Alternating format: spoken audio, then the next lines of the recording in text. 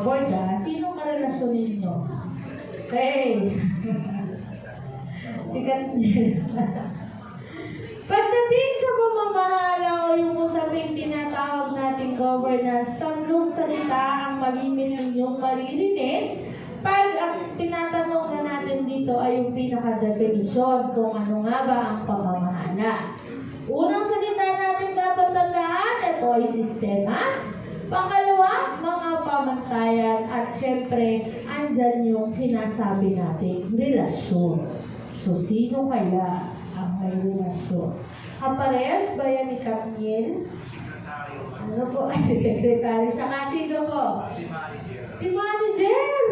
Batay tayo dyan. Ginawalan ng issue. Hey! Kala ko si Secretary at si Chairman. O kaya si Chairman at si Manager. Okay. Ibinasay lang po yung joke lang po at matamaan. Di natamaan kayo. Okay. Ang governance, by definition, kahulugan po natin ay isang sistema na dinisenyo upang kontrolin at ipamahagi ang kapangyarihan sa loob ng isang organisasyon. So, meron daw tayong pamamahala kung meron tayong sistema. Yung sistema yun, kontrolin natin o nakadesign yun para kontrolin kung paano natin bibigyan sila ng kapangyarihan o yung sinasabi natin yung mga pagdidesisyon. Kung sino-sino o may karapatang magdesisyon dito, ano-ano yung kanilang mga tungkulin. Ano po? Pagdating kasi sa pamamahala, hindi pwede. Pagdating sa kooperatiba, hindi pwede isang tao lang. Tama po ba yun? Kasi tayo ay democratic. Ibig sabihin, kailangan ng control natin, ang cooperative ay kinokontrol ng bawat miyembro o ng lahat ng miyembro. So dito, by definition, sinasabi na kailangan meron tayong i-design natin yung ating pamamahala na siya po ay may sistema, kayang kontrolin at siya ay yung kapangyarihan ay pinapamahali sa iba. Okay? Ano ba ang definition natin? Sunod po natin definition, ang sabi, ang pamamahala daw po o ang governance ay mga pamantayan na dapat gawin upang mapagtanto ang mga layunin at hinahangad ng organisasyon. Isa lang ibig sabihin niya, dapat daw meron tayong reference, point of reference, yung pinakapamantayan natin, o yung mga polisiya, yung ating mga regulasyon, yung ating procedure. Kailangan meron daw yan para yun yung gagawin natin o basis natin para makuha natin yung gusto natin goals o yung layo ng inyong kooperatiba dun sa hinahangad na mangyari sa kooperatiba natin. Ano po? Yan yung isang definition, pamantayan. At syempre, pagdating naman sa relasyon, yan na. So, meron silang tatlo na magkakarelasyon.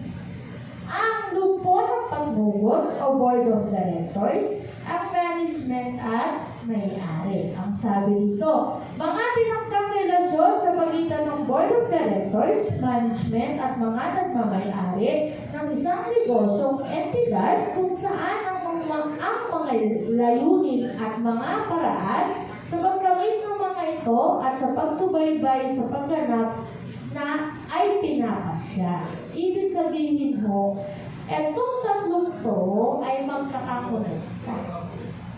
Love triangle. Love triangle. Ang mawala ang isa niyan, kulang na. Hindi na sa mabuting pamamahala sa kooperatiba.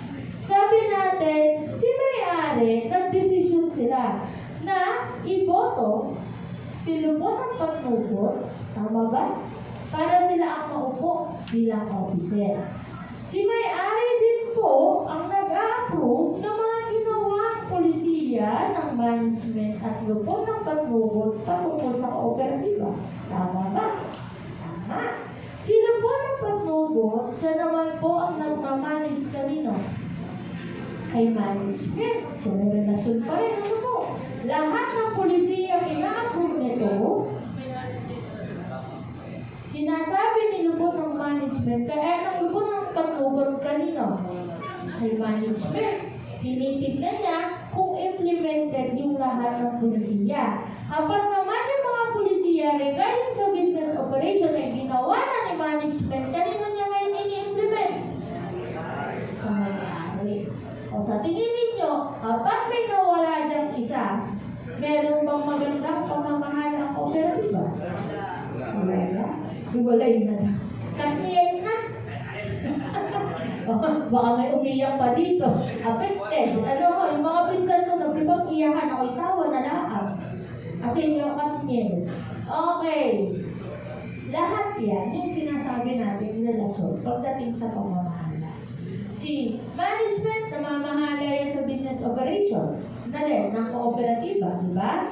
Si may-ari, ano minamanage niya? Siya din po yung namamahala o may desisyon dun sa mga pulisiyang i-implement kung paano natin pamahalaan ang ating co-op. At si Lupon, minamanage niya si manager o yung ating management staff. At i-make sure niya na lahat ng approved na policy is implemented. So siya ay binigyan ng kapangyarihan ng may-ari o nagmamay-ari na harapin yung mga desisyon patungkol sa kooperatiba. Binigyan siya ng tiwala. Pero lagi niyang tatandaan, board, accountable dapat kayo doon sa mga desisyon ninyo at iisipin ninyo ang pagbubuti ng lahat. Hindi ng inyong sarili. Sige, sukatin natin yung sinasabing mabuting pamamahala. Wait lang mo, kukuha lang ako ng paper.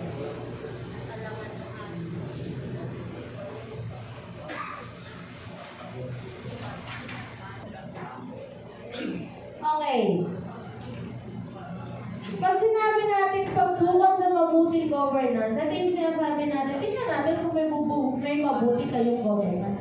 Gano'ng kaganda ang pamamahala ng co-op ninyo sa inyo? Unang tanong. Sapat at patas bang pinaglilingkuran ang lahat ng mga may interes sa kooperatiba sa pagbibigay ng mga serbisyo at material na informasyon? Sa co-op nyo ba, may pinipili kayong binibigyan lang ng informasyon? Wala. Wala. Sa serbisyo? Wala. Dapat lahat meron, di ba? So, sa tingin nyo, may mabuti kayong pamamahala? Meron. Yes or no dito? Yes. Yes. Okay. May kakayanan ba ang management upang patakbin yung co-op ninyo? Meron. Meron. Meron naman. May dami pa kayo. Asan yung mga manager dito? Magalitan. Magalitan yung sumagot ng ano. Meron naman. Joke. Okay, sunod. Ginagawa ba ito na may pananagutan para sa kanyang aksyon? O lahat ba ng aksyon ng mga pagdedesisyon ninyo? May pananagutan kayo? Meron. Meron. Sa pamilya nyo, may pananagutan kayo? Tanong niyo sa oo. Meron ka. Na lahat ba ng desisyon ninyo ay alam ninyo na yun ay para sa ikabubuti ng lahat at hindi nyo babawiin basa-basa. Ito ang design nyo. Alam mo, dapat may pananagutan kayo. Alam ninyo na ang bawat desisyon ay mahalaga at yun ay para sa ikabubuti na kakalaki. Pinapatakbo ba ang pagnenegosyo alinsunod sa mga alituntuning batas? Ibig sabihin po, yung bang purposes ninyo ay same with your bylaws. Kung anong negosyo ninyo, yun ba ang nasa bylaws ninyo? Yes. Transparent ba ang management sa lahat ng kanyang transaksyon? Yes. Transparent ba? Wala ba tinatago? Wala. Na resibo o na transaksyon? Wala bang ini-skip na procedure? Wala. O kaya, meron para sa kanya? Kanya lang, wala sa kako. Control ruler. Mamaya kwento natin si manager na ininatid. Alam niyo ba yun? May binatid. Ay, gusto mo bang maihatid? Yan ang tanong sa inyo. Sino manager dito? Isa. Ikaw. Dalawa. Tatlo. Sino pa manager? Apat. Gusto nyo maihatid? Tagal Paging District 4 District yung nag-kwento last year, November. Sabi ba naman, ma'am, may nangyari governance kami. Ma'am, may naaris ba o governance yan? Ma'am, may nangyari sa amin.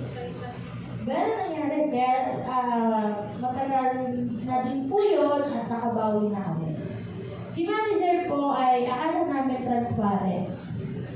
Alam nila lahat, magtotohanan, recording, lahat ng binigay sa kanilang report, sobrang tiwala nila kay manager. Hinahayaan na nila na mag-transact si manager ng iba sa business. Without thinking na si manager ay may pataklas. Ano po pataklas? May patabi para sa kanya. O kaya may nagbabawas sa pera, na pera ng operativa. Umabot siya sa milyon.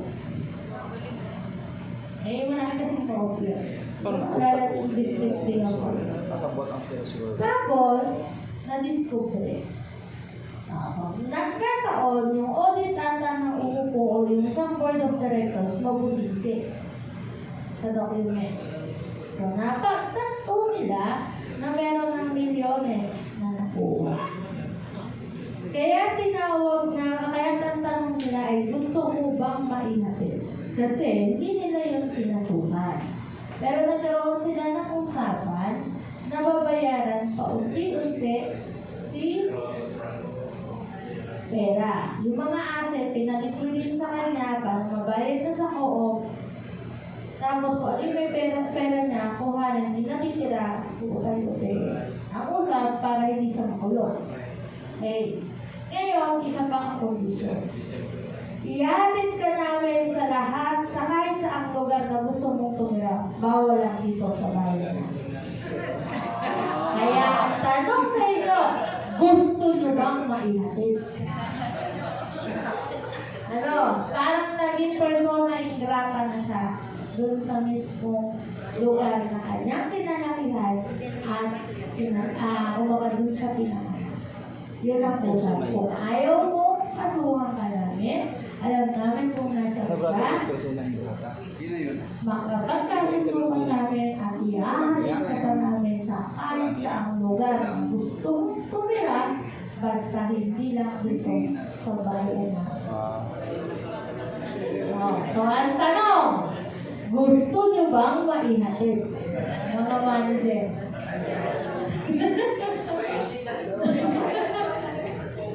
Diba? Yun ang kwento.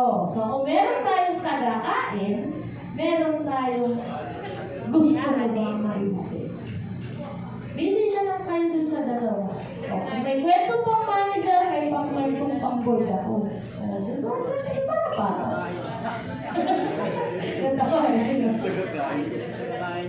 Okay. Gusto nyo ba? Gusto nyo yan? Gusto nyo maging tagakain at gusto nyo maihatid? Tagakain. Kaya umayos kayo! Okay, baka may iba pa ma-discovery ko pagdating ng araw, may iba pang tawag, ha? Nagkakain. Okay, nakalikha na ba kayo ng management shareholder value at stakeholder value? Ito po yung kung saan ang management na may kakayahang palaguin yung ating bawat share. Ano po yung halaga ng bawat share? At syempre, bilang stakeholder, pinapahalagaan din mo natin na maibigay sa kanila yung serbisyo. At yung hindi natin kalintana na dapat malaki yung kita. Okay, dapat ganun yung konsepto natin sa co-op. So, meron tayong hangad na kumita. Ang hangad nyo pa rin is makapagbigay. Dapat unahin nyo pa rin yung responsibilidad na magbigay ng serbisyo o yung pangangailangan ng bawat membro. Diba? So, meron na ba sa inyo? Nabuo nyo na ba yun? Okay. So, yun yung sinasabi natin. At least meron kayong level. Makikita nyo yung level o yung mismong kalalagay ng co-op ninyo. Siguro naman nag-yes kayo sa lahat. Ano po? So, may mabuti pa tayong pamamahala. Kung hindi pa, ay ayusin na natin. Okay, mamaya tatanungin ko din po kayo. Ito, Susunod natin, ito yung mga suliranin.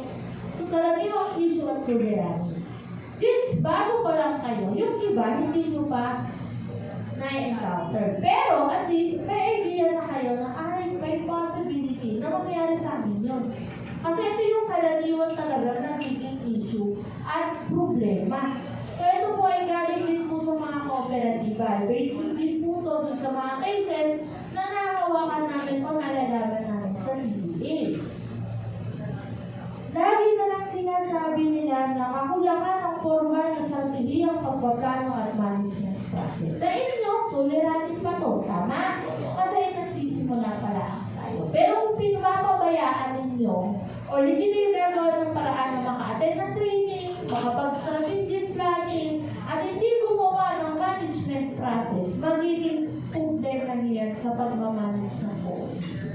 Tandaan ninyo yung stratehiyang pagpaplano, yan yung pagplanuhin nyo talaga ano ang gagawin natin para makuha natin yung goals. Ito ngayon, pwede yung 3 o hanggang 15 plano, tapos yun yung magiging reference ninyo para sa annual plan ninyo and budget. Yung management process, lahat ng procedure at proseso ninyo sa business operation, nandiyan ninyo. Suratin ninyo, i-black and white, i-document ninyo. Para kung sakaling mawala ng gana at maihat o kaya maihatid ang inyong manager, may babalikan kayong proseso. Hindi yung si manager lang ang may alam, si cashier lang ang may alam. Pagdating sa management process. Oh. Kalimitan ng mga kooperatiba, alam namin 1-man team. Ano po? 1-man team. Alam niyo 1-man team? Isang tao lang ang kumikilos ng lahat-lahat ng kailangan ng kooperatiba. Siya na ang manager, siya na ang director, siya na ang secretary at pati treasurer. So may nangyari sa amin na isang kooperatiba ay award-winning cooperative. Ibig sabihin, maganda yung pamamalakad nila, nabebenta ng maganda yung kanilang products, binibigyan sila ng award ng probinsya, ng kanilang munisipyo, pero alam namin na ito ay 1-man team. Alam namin, nangyari yun dahil sa kasipagan ng manager. Siya lang ang sundo. Ngayon, si manager sa sobrang sipag, nag-aasikaso ng mga dokumento para sa isang grant ata nila. Nasa Kapitolyo, mainit ang hali, inatake sa puso. Tigo. Tinuwa niya yun. Ano?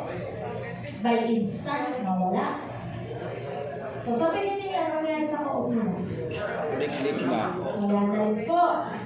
Grabe naman sa wala na rin po. Mga ilang buwan lang silang umiyak. Kasi nga, ilang months pa lang namamatay si manager, lumapit na sa CDA at sa DAR, kasi assistant sila ng DAR, na, ma'am, hindi namin alam kung paano na kami. May idea, wala silang idea kung paano patakbuhin ng COVID. Tapos hindi nila alam kung asan ng mga dokumento. Kasi wala silang succession planning, tapos yung management process, sinayaan lang nila na kay manager lang. Yung mga dokumento lahat, nawala. Kasama sa strategic planning po yun, kung sakaling mayroong management na tao na mawala, board of directors na mawala, dapat alam ninyo yung gagawin. Sa ganung paraan, yung ibang dokumento nila, yung ibang proseso nila, hindi nakadokumento, wala ngayong may alam kung paano gagawin. So, bumaksak sila. Parang ilan din ko parang wala si manager, lugi na agad. Or hindi talaga sila nakakatrabaho ng natin. So, lumapit sa amin, alam nyo, binalikan namin lahat. Meron kami yung ating ko, na ayun kasama ko sa amin na hawak niya. Sabi niya, Ben, lahat ng policy, parang scratch from scratch. Kasi hindi nila alam kung yun na ba yung updated, na ginagamit ni manager, as in talaga, bakit to zero sila.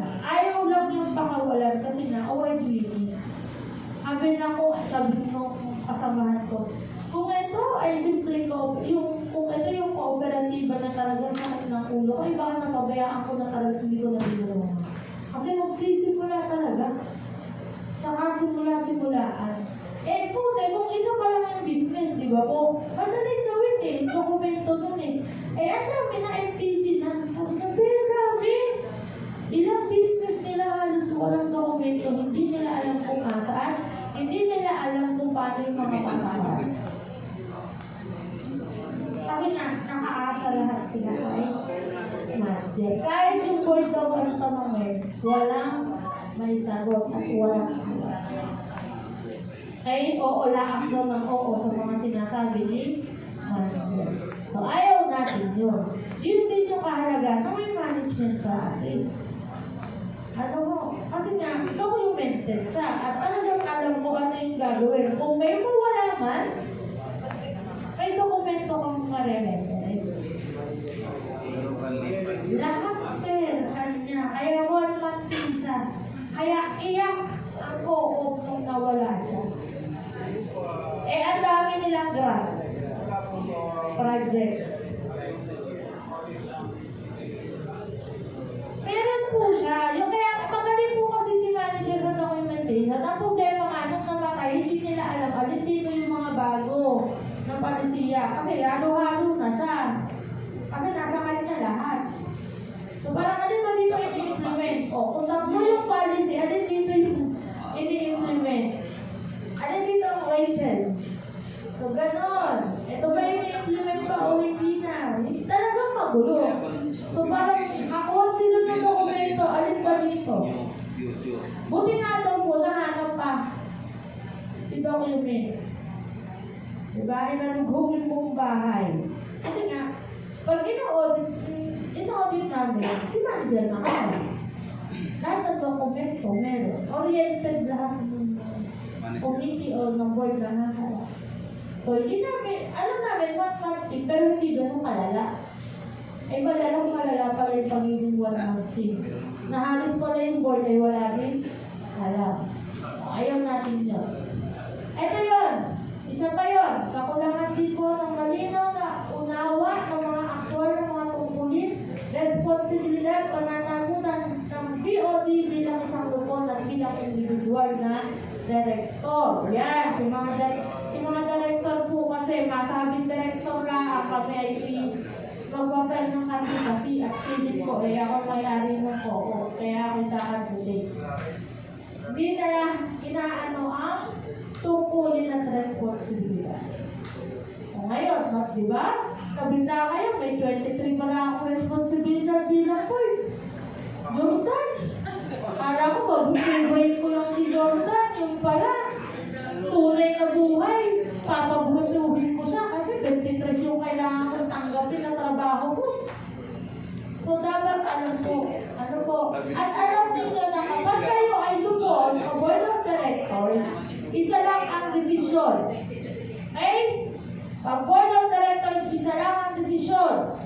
Ibig sabihin, kung meron tayong inaprubahan na isang bagay o isang kaso at lahat yan ang desisyon ay approve, kahit nung botohan ikaw ay disapprove, paglabas ng boardroom, anong magiging sagot nyo? May nagtanong, anong naging desisyon? Paano yung sasagutin nyo? So, anong naging desisyon sa kaso ko? Pero ikaw, approve ang nangyari, nanalo sa botohan, ikaw mismo ay disapprove dun sa desisyon, natalo kayo, ang desisyon ng board ay approve. 3-2. Nanalo si 3, approve. 2, disapprove. Ikaw, disapprove. Lumapit ako ngayon sa'yo. Sir, anong desisyon ng kaso? Kaso pa rin. Approve. Bakit po kaya approve, sir? Ay, tatlo ay. Nalo. Oo. Huwag nyo lang sabihin pag gawin. Huwag nyo lang i-explica na kayo ay disapprove. Kasi ang decision nyo na approve. Kahit ikaw mismo sa sarili mo, disapprove ka. Kapag nagbotohan niyan at ang naging resulta ay approve, ang sagot mo na pagdating sa labas, approve. Huwag ka nang babawi. Sila yan. Laban bawi ang ibe. Sasabihin, approve ang desisyon ng director, kaya lang alam mo, disapprove ako dyan kasi director. Kapag ginawa niyo yung confident o yung team ninyo mismo bilang board of directors, yung teamwork ninyo, lalabot na. Kasi bakit? Salamat. May butas na isang tao na naniniwala na mali ang desisyon ng board. At maaaring yung pang maging dahilan para sa ay mag-appeal. Teka, may dalawa ako na nag-disapprove. Baka sakaling pangalawang appeal ko, bumaliktad na yung isa.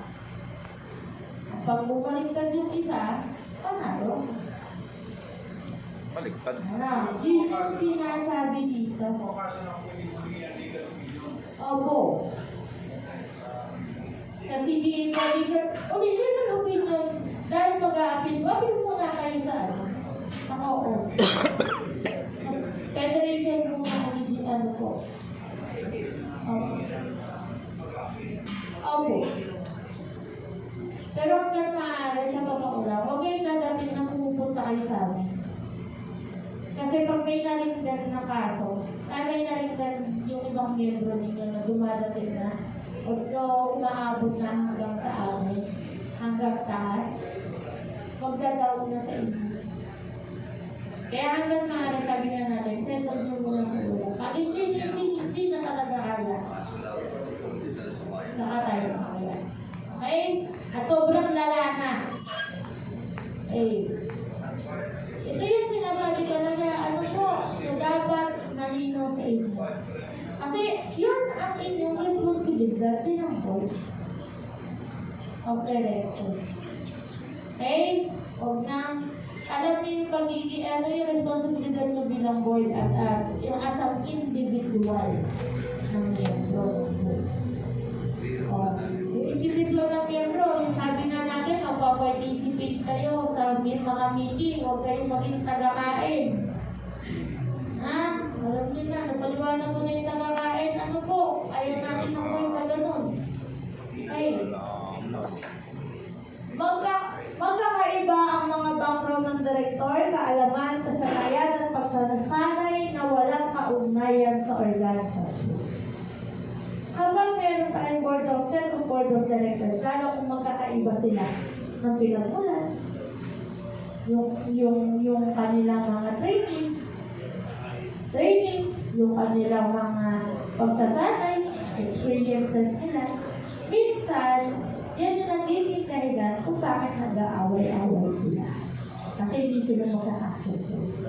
Kaya minsan, dahil sa malimit, sinasabi ko, kapag kayo nasa board ko, ang iisipin ko lang ay yung ikabubuti na kooperatiba. Minsan, kailangan natin isang tabi yung mga alam natin na hindi naman applicable sa oo. Para maiwasan natin yung banggaan. At hanggang maaari, sabay-sabay kayong nag-aaral kung ano pa ang madidiscover ninyo sa kooperatiba. Para magkaroon kayo ng common ground. O yung pagkakaroon ng pagkakaparehas. Kasi kung pare-parehas kayo nag-aaral, pare-parehas nyo naiintindihan at pareho ng pagkakaintindi yung mga bagay patungkol sa kooperatiba, mawawala na yung sinasabi natin pagkakaiba-iba nito. Kasi aminin natin, magkakaiba, kung yung iba po, magkakaiba tayo ng profesyon. Alimita ng mga kooperatiba, yung mga board of directors, magkakaiba ng profesyon o trabaho. May nanggagaling sa sektor ng pagsasaka, may nandun sa sektor ng transportasyon, yung iba office space, yung iba teacher, yung isa simple may bahay. Tapos magiging board of directors sila. Magkakaiba sila, di ba? Pero kung ang iisipin lang nila ay yung ikabubuti ng ating kooperatiba, magkakasundo ba yung ibang yan? Okay.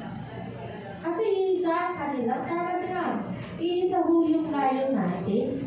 Isa lang yung gusto natin marating. At malinaw sa inyo kung ano yung gusto ninyong marating. malinaw po dapat yun. Okay, ano ba? Tapusin lang natin itong issue na to at tayo ay mag-lalabs na. Okay. Ang kulangan ng sapat na kalaban sa pananalapi. Kaya po, board, dapat may basic knowledge kayo pagdating sa paghawak ng kaperahan at naiintindihan ninyo ang financial statement. Hindi ko sinabihin maging expert kayo. Ang sa atin, alam niyo kung ano ang asset, ano ang liabilities, ano yung pumapasok na income, ano yung lumalabas na income o kagastusan. Bakit? Baka sana na ho ang report ni manager. Kasi gusto nga maihatid ni manager. Oh. Sa sobrang pagtitiwala kay manager, kung ano ang na-report ni manager, oo na lang ang nang oo. Yes, credit, debit, kupit daw. Sabi ni Sir, possible. So kayo, bilang board of directors, intindihin ko. Kumbaga, kahit pa paano mag-aral kayo. Meron naman po tayong financial management, credit at risk, at yung sinasabi natin accounting for na nakasta. Yun, medyo malupit yun. Pero para sa akin, pag meron kayo nun, medyo hindi na kayo magaloko. Ano po, o kaya, kung meron namang magtuturo sa inyo, ito yung dapat mong tignan, kung ano yung gusto mong makita. Ako hindi ako expert sa financial statement, kasi ayoko na naman. Pero dahil kinailangan ko siyang aralin, dahil ako ay nandito sa CBA, alam ko ang basic. Hindi nyo ako kaloloko. Kapag sinabi nyo, kita ako, pero pagdating ko sa financial statement, alam ko kung saan hanapin, kung saan ko makikita ang naisang cooperativa ay kumikita o hindi. Alam ko din kung saan nahanapin yung operational cost na makikita ko malaki ba ang pagkakagastos, malaki ba ang honorarium na ibinibigay, kaya ko siyang basahin. Kasi tinuruan ako ng basic dito mga hanapin to, ito yung hanapin mo. Kahit pa paano, ayun ako. Diba? Pero hindi ako accounting, graduate. Agree po ako. Diba? Wala namang kinalaman. Agree, pagdating sa financial statement. Gusto natin, anong nutrition, ano ang fertilizer, ilang taon, ay ilang buwan yung lalaki, or araw na lalaki, anong variety ang gagawin mo, anong soil ang gagawin, yun ang nag-aaral ko ng college. Kasi may soil production ako eh. Anong moisture content ng magandang itanim na seeds? Yun ang tinuturo. Computation ng fertilizer, magaling pa ako doon. Ewan ko ngayon kung marunong pa ako. Yun ang alam ko. Pagdating sa CDA, yung financial statement, ano yan? Hindi na ako nag-accounting eh. Bibigay mo sa akin na, ano yan? Inaral ko. Kayo, bilang board, responsibility ng business. Kasi kayo ang mag-manage ng business. Huwag mo aayawan. Kasi yung iba, ay na si manager dyan, sige kayo. May hilahalit kayo. Pagka hinayaan. Okay. Hindi kompleto o hindi sapat na mga ulat at datos para sa paggawa ng desisyon. Nangyayari yan. Ilalagay sa agenda. Tapos, pagdating sa agenda, hinihingi ang informasyon, kulang-kulang.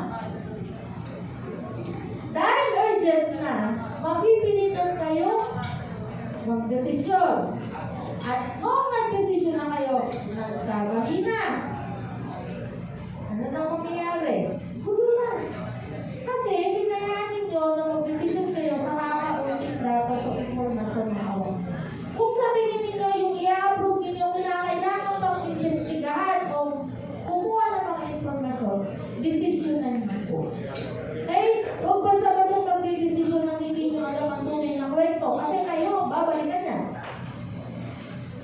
Wala, ang informasyon nyo nasa isang side lang na sinabi, inaway ako na to.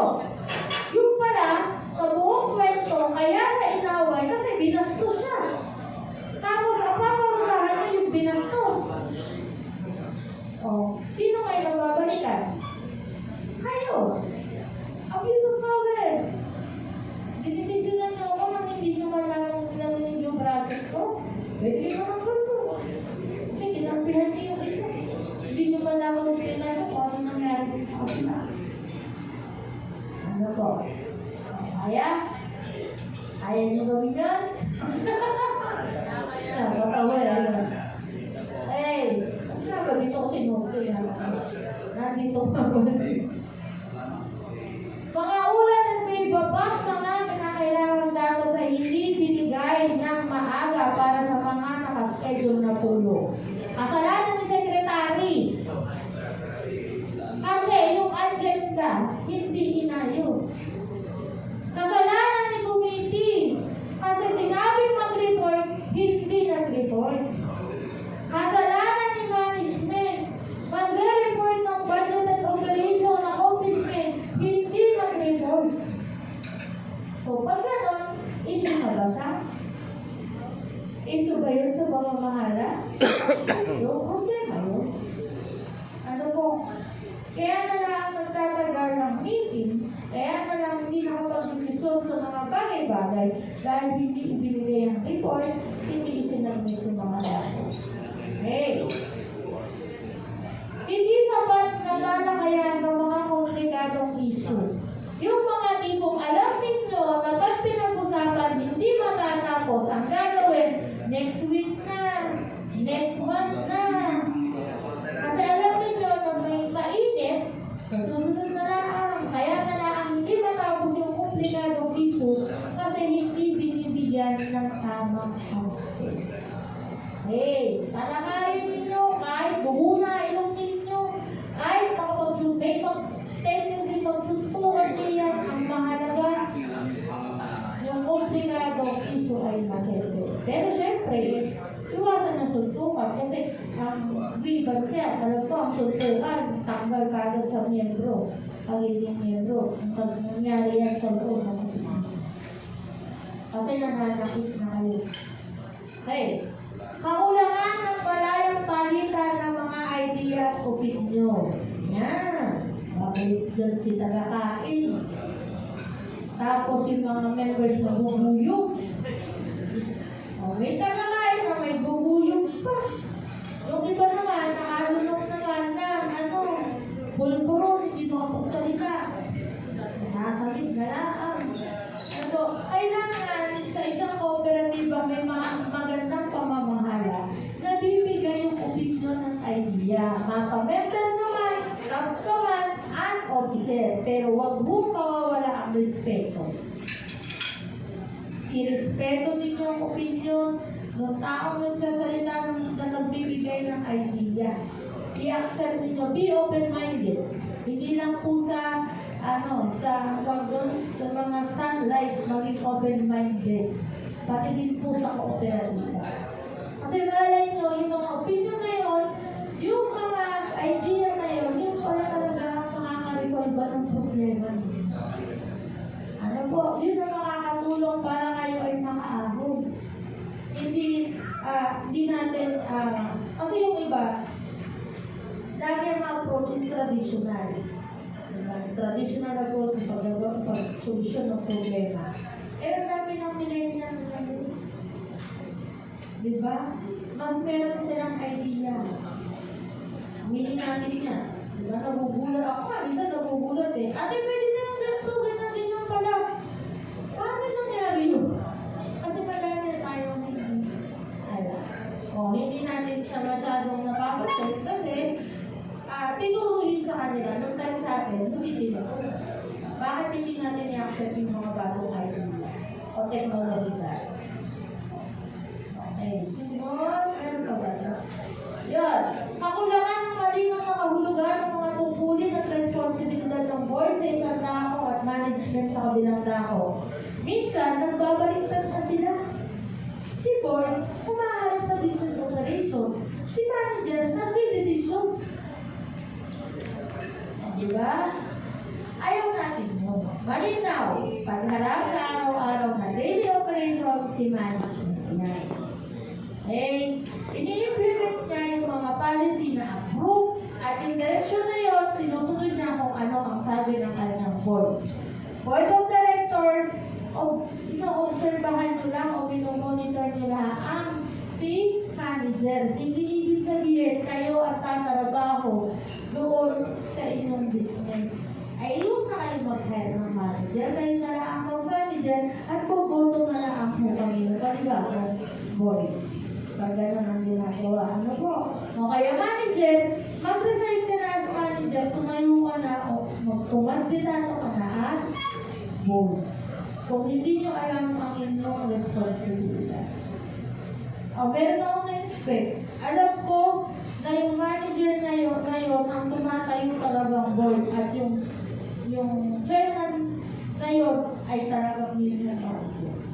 Hindi lang sa pwede kasi may katungkulan ata that time yung manager na dapat sa amin. Bawal mo kasi elected officials. Bawal ang elected officials na maging officer ng co-op. Diba po? Nagkataon na nalo yung dating chairman ay wala masyadong alam ang mga tao para patakbuhin si kooperatiba. Ang ginawa nila nila as manager. Pero sa totoong buhay, ang nasusunod si manager, hindi yung bago. Yung manager dati na ginawa chairman. Kaya huwag mong gagawin lang kasi kahit hindi mo sabihin, alam yan ng mga CDS. Hindi lang kami, kumbaga, hindi na namin sa para kung pero alam namin na nagbabalik ka dyan. Kilala namin ang mga co-op na baliktad. Yung manager yung co-op, manager yung chairman at chairman yung namin yan. Kaya sunod, kakulangan ng kaalaman sa negosyo, mga kinakailangan sa batas, at kasalukuyang pinakamahusay na kasanayan sa negosyo.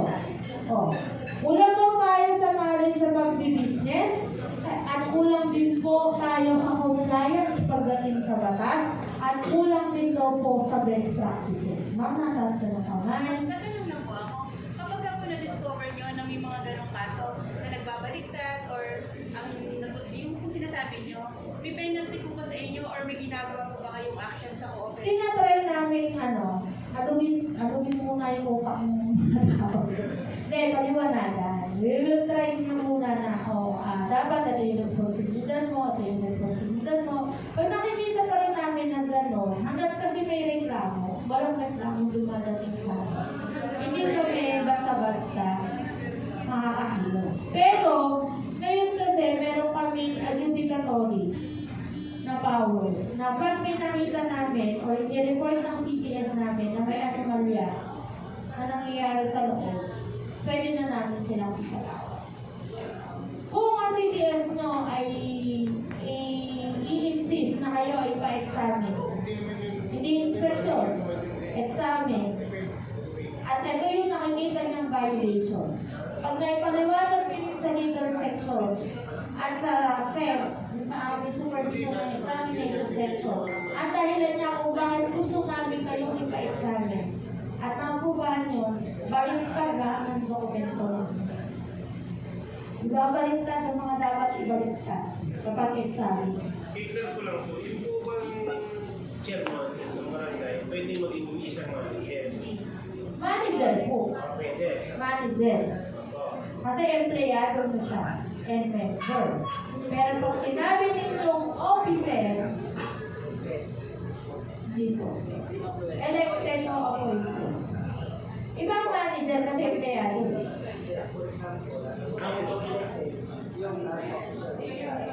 Power sa kooperatiba ang elected officials. Manager po sila kasi. Hindi po, lahat ng officer. Katulad niya po yung manager.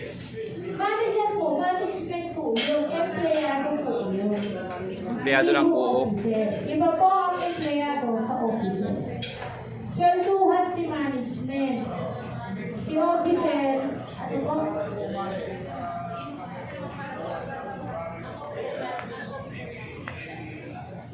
Opo, kontrata po yun yung pinakasahod ng manager.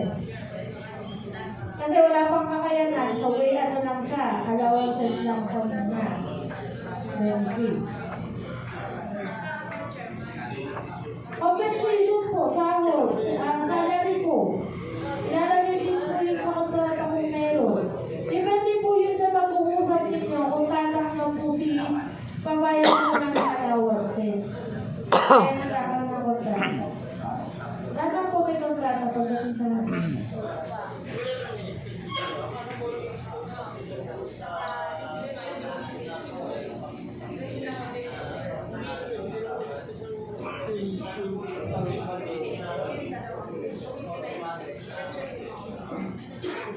Hindi pa po. Ilan ang quorum, ilan ang ano nyo board? Isa lang yung natanggal, di ba? Dalawa, ilan ang natira? Manager mo ilang board ninyo ang elected? Isa, bababa. Magre-resign yan. Okay, pagka-resign yan, 4 na lang. Quorum pa ba kayo? Upo, bawal ko O ngayon, ilan po na lang?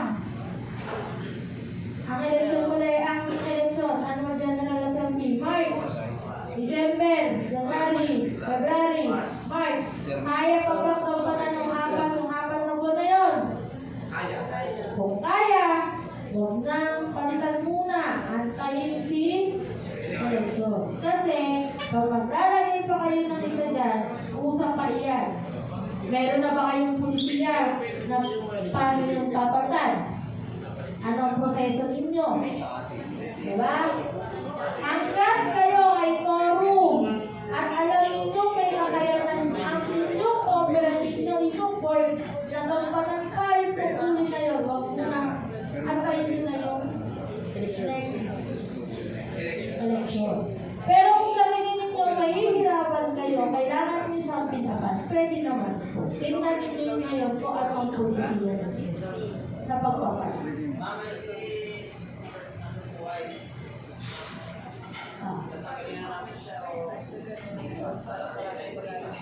Isa, kung bababa na siya, automatic siya. Actually, automatic siya, pero parang maganda, resignation. First resignation. Automatic yung natanggal. Tapos na-elected. Yung iba nga, nagre-resign yun na eh. Bago tumakbo. Pwede naman pong papagalitin yung manager. Kasi nung bawa, naging barangay official yung chairman. Oh. Pwede yun ang manager. Hindi, magkano pa yan sila? Mag-election yung mga lahat ng board of members. Board members. Pipili na sila ng papalit sa chairman. Magkakonvince sila.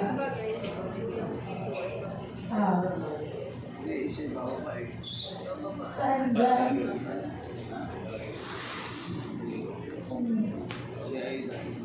Kailan ba ito? 2012 po ito. Revise na po iba ito, nakalagay. Pero sa amin kasi allowed pa siya, yung manager. Basta hindi po yung ating elected saka yung kapatid.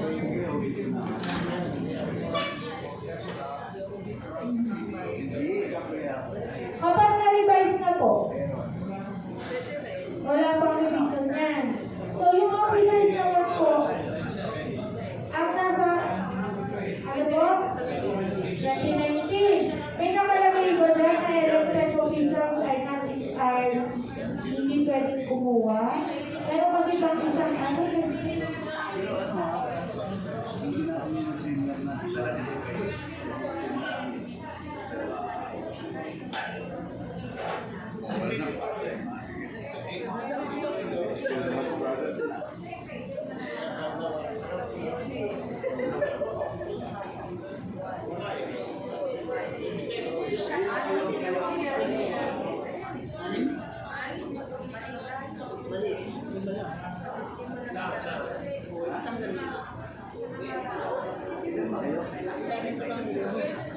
Sir, malinaw po din. Wala na po din. Wala na po sinabi dito na ang manager ay ano.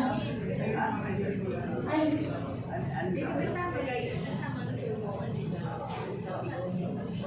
Sige ho, alamin ko. Kasi alam ko ina-allowed naman ng general manager. Ngayon. Kasi dito sa batas ng pinamita ni Sir, pati general manager, secretary, treasurer, ay hindi na po pwede. Kasi ngayon,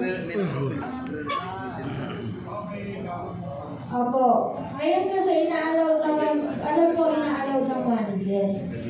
Ano po? Hindi po okay.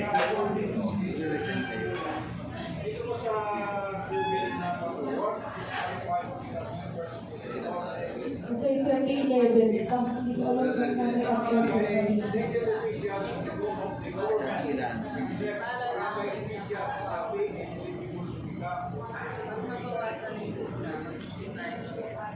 ano po?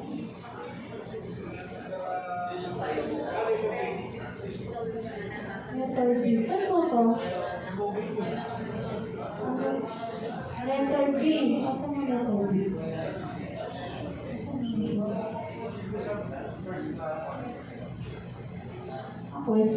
Question. Who are disqualified to become members or elected as officials of cooperative? Any official or employee of cooperative developers will be disqualified to be elected and appointed in any position in a cooperative. Tama naman po. Kaya kami ay nabubuo ng sa amin lang, kami lang. Second, of elected officials of government except for barangay shall be ineligible to become. Yan, kaya nga po, na-except, hindi po, kasama po ang barangay officials dito. Hindi ko alam kung saan ito galing, galing ito galing. Pero hindi, kasama po, ang barangay official ay elected. So, kailangan siya sa, hindi sa exempt, walang exemption. Barangay official. Hindi nga. Appointed sa barangay pwede. Pero elected officials, lahat po ng elected officials, hindi po pwedeng po bilang officers. Tama. Hindi nga. Kahit sa di, hindi rin pwede. Mamaya po yun.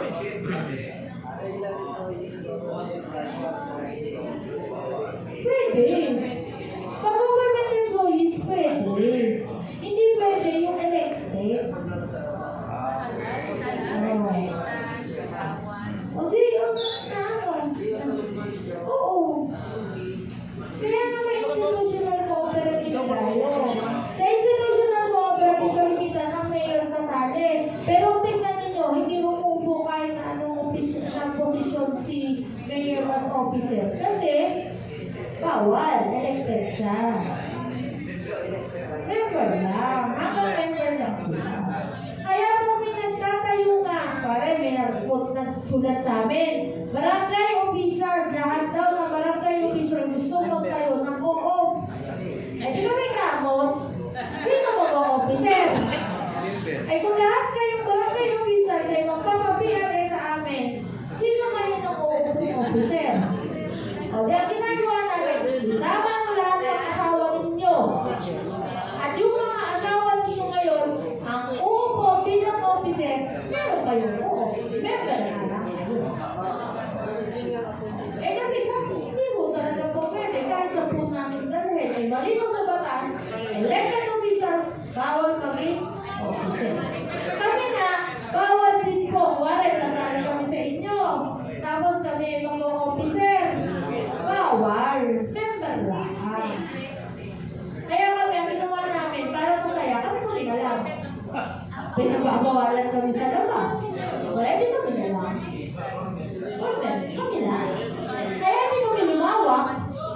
O, kasi kung kami po, yan ay empleyado lang. Kaya ang tagal ng platilya namin. Kung sinabi ko, so para kami yung ever ng gano'n yung platilya. O, employees lang mo. Kaya, pasabi, tagal na ng loob nyo. Ayan o, kasalanan ba namin? Hindi talaga namin lang yan. Kasi kami kami din. Pero yun pong mga appointed na hindi siya elected committee, pwede po siyang barangay officials. Hindi rin po. Kahit po Officers na po na po. Yung general manager discussion natin pa nga kasi may nakita kami na ano. Pero ngayon kasi, alam ko, medyo lumuwag ng po. Kahit alam namin, inaalam. Kasi ano siya, swelduhan naman. kahit po yung mga appointed kasi officers siya considered na officer. Opo. Pero yung sa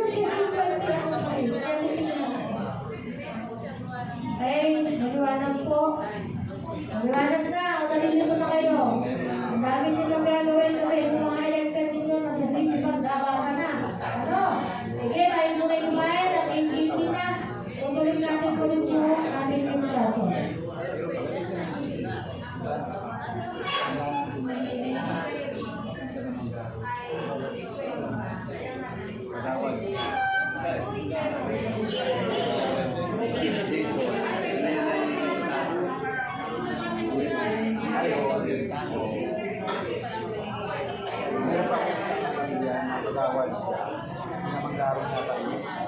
Ate Daisy, sino nga yung kasama nating babae na nagkuha ng kakao na pangulo ng Maginiyo? Sa Magaro na pa yun? Yung, di ba nagkuha tayo ng kakao? May babae doon na kumuha na kasama yung kapitan. Asa man ka ba yun? Pangulo, siyang nadalo sa siyang nadalo, hindi matawag siya. Siyang nadalo, pero ang register sa munisipyo siya.